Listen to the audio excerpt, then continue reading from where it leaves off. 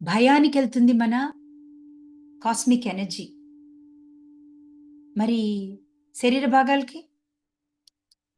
నీలో ఎంతసేపు భయమొస్తే, ఒకవేళ ఎవ్వరి సిట్యుయేషన్స్ లేవు, భయం లేదు, ఏం లేదు.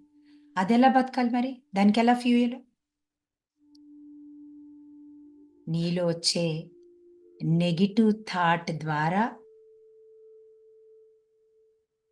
క్రియేట్ అయిన ఎమోషన్ ద్వారా అది బతుకుతుంది. ఎలా అయినా అది బతుకుతుంది. ఎలా అయినా అది బతకాల్సిందే. క్యాన్సర్ సెల్ వచ్చిందంటే గబగబా వెళ్ళి రేడియేషను, ఏదో ట్రీట్మెంట్స్ చేయిస్తాడు.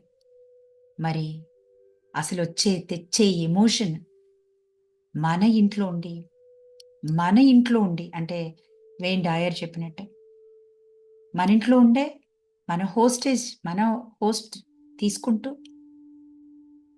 మన హోస్ట్‌లమయ్యాం. గెస్ట్ లాగా వచ్చి అదే మన ఎనర్జీని మొత్తం డిమాండ్ చేస్తుంది. సింపుల్ థాట్, నెగెటివ్ థాట్ రాగానే అది నాదే అని మనం కనెక్ట్ అవ్వగానే మన ఎనర్జీ మొత్తం అది సక్ చేస్తుంది. దాని ఫుడ్ అవుతుంది మన ఫిజికల్ ఎనర్జీ.